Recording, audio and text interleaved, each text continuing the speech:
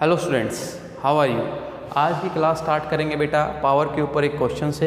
एक LCR series circuit दे रखा है, ठीक है, और सेल्फ इंडक्टेंस ऑफ द कोयल आपको दे रखी है 20 मिली हेनरी, कैपेसिटेंस दे रखी है 140 नैनो फैराड और रेजिस्टेंस दे रखा है 350 ओम, ठीक है। जो सोर्स है उसकी RMS वैल्यू वोल्टेज की कितनी दे रखी है 120 वोल्ट और फ्रीक्वेंसी कितनी दे रखी है 1.25 हर्ट्ज, ठीक है। आपको बताना क्या है, power supplied by the generator, ठीक है, जो सोर्स ने कितनी पावर सप्लाई की और पावर डिसिपेटेड इन रेजिस्टेंस, क्योंकि आपको पता है कि पूरी की पूरी पावर किसके अक्रॉस डिसिपेटेड होती है, रेजिस्टेंस के अक्रॉस। तो मैं इस क्वेश्चन में ये दोनों बराबर निकाल कर आपको दिखाना चाहता हूँ। क्लियर है, यही क्वेश्चन का मेरा मेन मोटिव है, ठीक है। पावर इन LCR सर्किट देखें, हमें कल फॉर्मूला में पता है IRMS VRMS into cos phi, ठीक है, और cos फाई को मैंने क्या लिख लिया है R/Z लिख लिया है, ठीक है। पावर अक्रॉस रेजिस्टेंस क्या होगा IRMS का स्क्वायर इंटू R, और अगर वोल्टेज के टर्म में लिखूं तो VRMS का स्क्वायर बाय R। देखो ये वोल्टेज सोर्स के अक्रॉस होगा, जबकि ये वोल्टेज किसके अक्रॉस होगा, रेजिस्टेंस के अक्रॉस होगा। क्लियर है बात आपको। चलिए देखो क्वेश्चन को स्टार्ट कैसे करेंगे। पहले आप XL निकाल लोगे, ओमेगा इंटू L। क्लियर है, ओमेगा के लिए आपको क्या चाहिए 2 पाई f इंटू L चाहिए, तो ये चीज़ आपके पास आ जाएगी, ठीक है। XC क्या होता है 1/ओमेगा/C, ओमेगा आपके पास है, C आपके पास है, तो ये चीज़ भी आपके पास आ जाएगी। समझ आ रही है बात आपको। तो R आपके पास है तो आप Z भी निकाल लोगे बेटा। Z क्या होगा R² plus XL minus XC का होल स्क्वायर। क्लियर है कि नहीं बात आपको, ठीक है। फिर आप क्या करोगे VRMS कैसे निकालोगे आप, VRMS तो गिवन है बैटरी के अक्रॉस, IRMS कैसे निकालोगे आप, IRMS will be equal to VRMS by Z। Clear है कि नहीं बात आपको, ये सब चीज़ें आपकी निकल जाएंगी। IRMS आपके पास आ गया। अब आप वो पावर अक्रॉस LCR सर्किट निकाल लेना, ठीक है। That will be equal to IRMS, ये यहाँ से आ जाएगा। VRMS आपको दे रखा है कितना 120 और R/Z, R भी पता है Z भी पता है, तो एक वैल्यू आएगी उसको निकाल लेना। ये क्वेश्चन जरूर करना, आपको पता चलेगा कि ये दोनों चीज़ें क्या होती हैं, सेम होती हैं। अब आपको निकालना है क्या, पावर अक्रॉस रजिस्टर। वो कैसे निकालेंगे हम, VRMS का स्क्वायर बाय R। ये VR कैसे निकालोगे आप, ये VR that is VR voltage across resistance कैसे निकालोगे आप निकाल लेना इसको IRMS इंटू R करके। क्लियर है कि नहीं ये बात आपको। ये वोल्टेज अक्रॉस रेजिस्टेंस उसकी RMS वैल्यू कैसे निकालोगे IRMS इंटू R करके। क्लियर है बात, तो आप इसको भी निकाल कर देख लेना और पुट करना value, you will find out both values are same. Clear है कि नहीं ये बात, कर लोगे इसको। चलिए नेक्स्ट हम डिस्कस करेंगे बेटा एनर्जी स्टोर इन इंडक्टर, ठीक है। एनर्जी स्टोर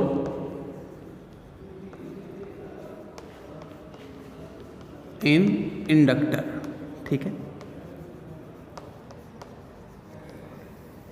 देखिए ये आपके पास एक इंडक्टर है जिसकी सेल्फ इंडक्टेंस L है और इसको आपने एक AC सोर्स के साथ जोड़ दिया है।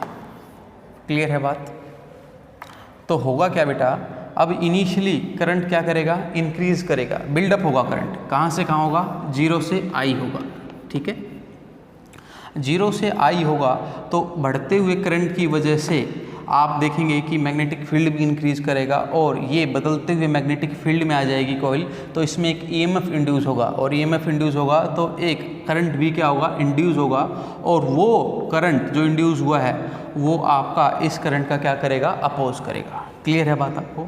तो बैटरी को फाइट मारनी पड़ेगी करंट को अपने मैक्सिमम पोजीशन पर पहुंचाने के लिए, क्योंकि एक अपोजिशन करंट आ गया है। देखो ये इसका अपोज करेगा, तो अगर इसको यहाँ पर सेटअप होना है तो बैटरी को कुछ एक्स्ट्रा वर्क डन करना पड़ेगा और वही वर्क डन जाकर इंडक्टर में क्या होगा, वर्क के रूप में स्टोर हो जाएगा। क्लियर है बात। तो 0 से I जब करंट बढ़ेगा तो EMF इंड्यूस होगा और EMF इंड्यूस होगा तो बैटरी एक अलग वर्क डन करेगी, एक्स्ट्रा वर्क डन करेगी, और वही वर्क डन क्या होगा, एनर्जी के रूप में इसमें स्टोर होगा। तो आप कह सकते हैं उस समय इंडक्टर एनर्जी को क्या करता है, स्टोर करता है। क्लियर है बात आपको। अब जब करंट कांस्टेंट हो जाए, मान लो करंट क्या हो जाए, कांस्टेंट हो जाए। क्लियर है, करंट कांस्टेंट हो जाएगा तो आपका EMF इंड्यूस नहीं होगा, और EMF इंड्यूस नहीं हो रहा है तो आपका अपोजिशन भी नहीं आएगा और बैटरी को कोई एक्स्ट्रा वर्क डन नहीं करना पड़ेगा और आपका इसमें कोई एनर्जी स्टोर नहीं होगी, नो एनर्जी स्टोर। क्लियर है बात आपको। ठीक है बेटा। देखो अगर आपके दिमाग में ये आ रहा होगा कि सर AC सोर्स में कांस्टेंट करंट कैसे आया, देखो AC सोर्स का मतलब सिर्फ यही करंट नहीं होता, ये भी AC की निशानी है। देखो समझ आ रही कि नहीं आ रही बात, आपकी डायरेक्शन चेंज होनी चाहिए। तो यहाँ पर देखो 0 से I गया, यहाँ पर I क्या रह गया, कांस्टेंट रह गया, और यहाँ पर I क्या हो रहा है, डिक्रीज हो रहा है। तो ये भी क्या है, AC की करंट फॉर्म ही है। ठीक है, जनरल बात कर रहा हूँ मैं यहाँ पर। अब देखो करंट मान लो फिर I से 0 की तरफ जाए, तो यहाँ पर अब क्या होगा कि करंट डिक्रीज़ होगा, और करंट डिक्रीज़ होगा तो आपको पता है कि इसमें फिर से एक EMF इंड्यूस होगा, और इस बार वो करंट इंड्यूस इस तरीके से होगा, वो इस घटते हुए करंट का क्या करेगा, सपोर्ट करेगा। क्लियर है बात आपको? बेटा आप ये बात याद रखना, इंडक्टर केस में मैं आपको पहले भी वीडियो में बता चुका हूँ कि जब करंट बढ़ता है तो ये टाइम वेरिंग रेजिस्टेंस के तरीके से एक्ट करता है, और जब करंट घटता है तो ये टाइम वेरिंग बैटरी के जैसे एक्ट करने लग जाता है। क्लियर है बात? तो इस बार ये करंट को सपोर्ट करेगा, मतलब इसने जो एनर्जी स्टोर कर रखी थी उसको इसने क्या करना स्टार्ट कर दिया है, रिलीज़ करना स्टार्ट कर दिया है। तो यहाँ पर एनर्जी रिलीज़ करेगा कौन बेटा, इंडक्टर। क्लियर है बात आपको? तो कहने की बात ये है कि जब करंट बढ़ता है, इंक्रीज़ होता है, तो एनर्जी स्टोर करता है इंडक्टर, और जब करंट घटता है तो एनर्जी को क्या कर देता है, रिलीज़ कर देता है। ये सेम हूबहू कैपेसिटर के जैसे है।